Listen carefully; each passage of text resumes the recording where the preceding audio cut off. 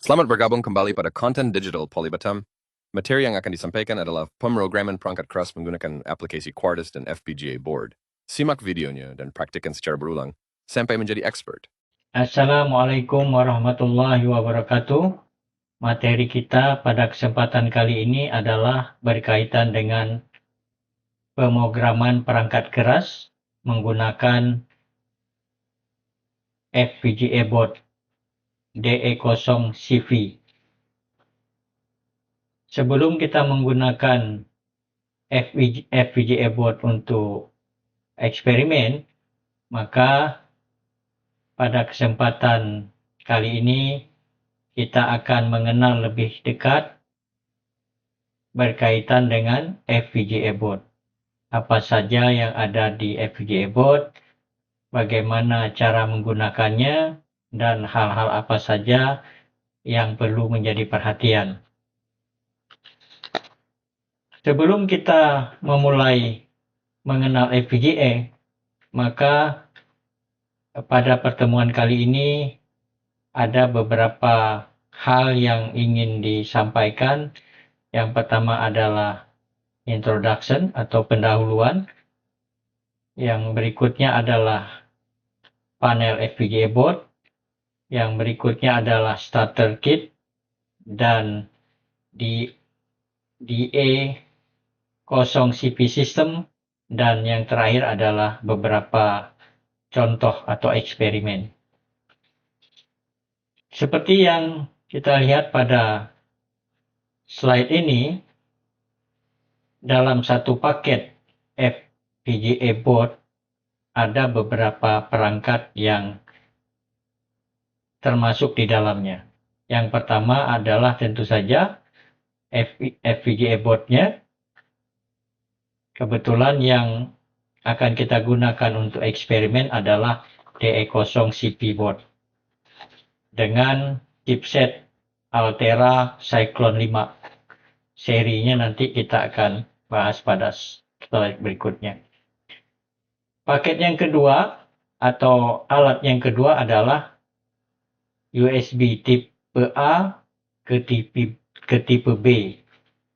USB kabel ini sangat berguna untuk mentransfer rancangan pemrograman kita ke chipset yang ada di FPGA board.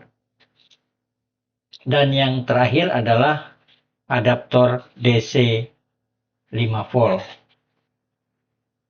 Walaupun nanti pada saat eksperimen sumber power ini kita bisa menggunakan power dari PC desktop ataupun laptop kita, di mana nanti pada saat mendesain menggunakan aplikasi Quartus dalam hal ini, selanjutnya hasil rancangan kita akan kita download ke FPGA menggunakan USB.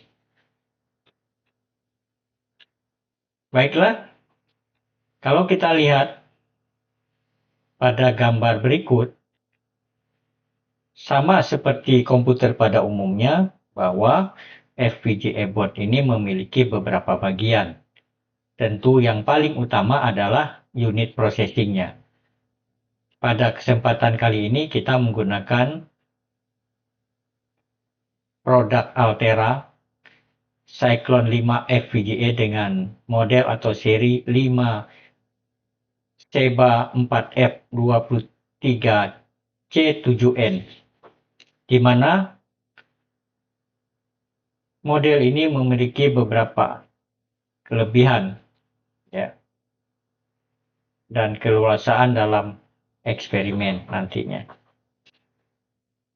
Selain dari chipset, seperti pada umumnya sebuah komputer, tentu ada perangkat input dan perangkat output. Kalau kita lihat di sini, perangkat inputnya itu ada konektor untuk berinteraksi menggunakan mouse ataupun keyboard menggunakan PS2. Berikutnya adalah konektor untuk layar monitor menggunakan PGA port. Yang berikutnya ada USB blaster untuk tadi seperti yang sudah disampaikan untuk mentransfer hasil rancangan kita ke chipset FPGA Cyclone 5. Selanjutnya ada DC power untuk inputan 5 volt DC. Bisa menggunakan adaptor, bisa juga menggunakan sumber power dari laptop atau PC. Selanjutnya ada tombol on off, tentu fungsinya untuk menyalakan atau mematikan board FPGA-nya. Ada chipset untuk USB blaster, yang chipset ini berhubungan langsung dengan port USB. Perangkat input lainnya ada switch sebanyak 8 switch, ada push button, ada 4, ada tombol reset, dan yang tidak kalah menariknya juga dalam sebuah PC pasti ada media penyimpanannya. Baik itu yang sifatnya built-in, dalam hal ini menggunakan SDRAM, dan bisa juga menggunakan media eksternal berupa slot microSD. Berikut ini adalah deskripsi dari perangkat kerasnya. Yang pertama terkait dengan chipset menggunakan Cyclone 5 5CBA 4F23C7N. Sistem ini memiliki programmable dengan kapasiti 49K,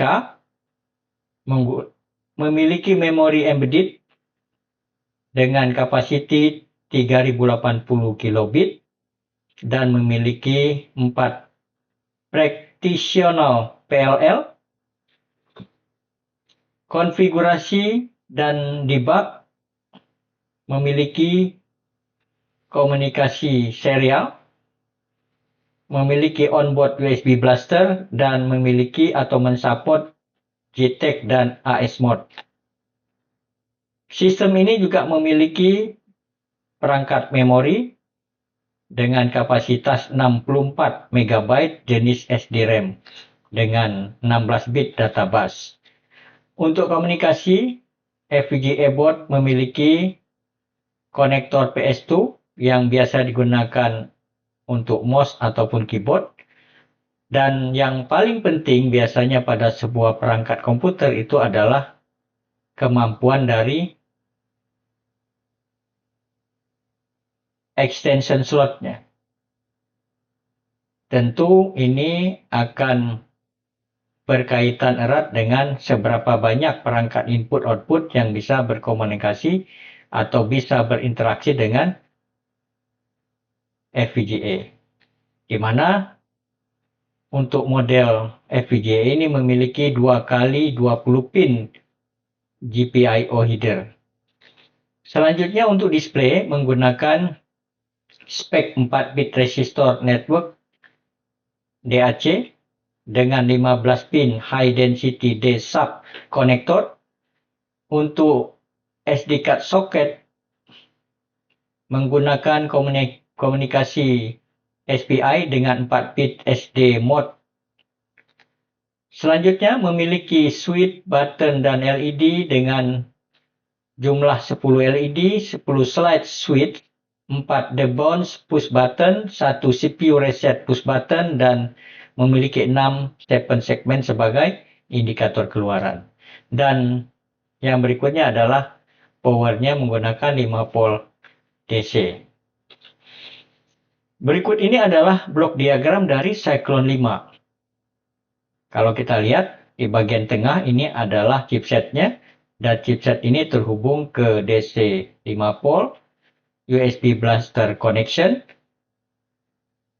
ada 7 segmen, ada LED, ada push button, ada slide switch, ada expansion slot, GPIO 0 dan GPIO 1, memori, clock, dan beberapa perangkat input-output lainnya seperti VGA port, PS2 port, dan micro SD slot. Berikutnya kita akan menyampaikan berkaitan dengan konfigurasi dari Cyclone 5. Nanti pada saat eksperimen, kurang lebih alurnya bisa dilihat seperti pada slide berikut, di mana proses desain kita akan menggunakan aplikasi Quartus yang nanti akan kita install untuk kita gunakan melakukan programming, baik itu menggunakan cara programming menggunakan skematik maupun cara programming menggunakan Verilog HDL. Selanjutnya hasil programming akan ditransfer menggunakan USB dan ada pilihan mode sebelum ditransfer ke chipset Altera Cyclone 5 yaitu mode running dan mode program. Mode running digunakan untuk running, mode program digunakan untuk program. Yang dalam hal ini pada FPGA board itu direpresentasikan dalam penamaan SW10.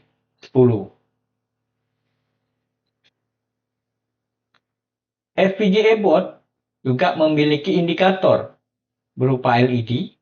Yang pertama adalah mengindikasikan power. Apakah powernya sudah bisa digunakan, itu akan bisa dilihat melalui D15. Yang berikutnya ada indikator untuk proses transfer data atau transfer hasil desain kita ke chipset dengan indikator LED kode D16. Berikut ini adalah hal-hal yang berkaitan dengan penggunaan LED dan switch. Kalau kita lihat pada gambar bagian sebelah kiri, ini adalah teknik yang digunakan untuk memastikan kondisi pin selalu berada di logic 1. Koneksi pull up. Sedangkan pada gambar sebelahnya adalah koneksi switch. Di mana seperti kita ketahui tadi switch yang ada di FPGA board ini adalah ada sebanyak 10 switch. Sliding switch dengan kode atau penamaan SW0 sampai SW9 dengan alamat dari setiap sliding switch ini berbeda-beda. Jika kita ingin menggunakan SW2 maka alamat yang digunakan adalah T13, SW4 adalah AA15 dan seterusnya. SW9 itu alamatnya AB12. Sliding switch ini juga merepresentasikan logic 0 dan logic 1. Logic 0 ini terhubung dengan 5 volt, logic 0 ini terhubung dengan 0 volt dan logic 1 ini terhubung ke 5 volt. Walaupun pada prakteknya pada beberapa sumber logic 1 itu bisa didapat dengan rentang tegangan 2,8 atau 3,2 sampai 5 volt. Sedangkan logic 0 itu dari 0 volt sampai 0,7 atau 0,8 volt. Berikutnya yang terkait dengan switch dan LED. Kalau kita lihat LED ada 10 juga ini direpresentasikan dengan alamat. Jadi kalau kita ingin menggunakan LED R4 maka alamat yang kita gunakan adalah N2. LED R7 alamat yang kita gunakan adalah U1. Seterusnya dan seterusnya.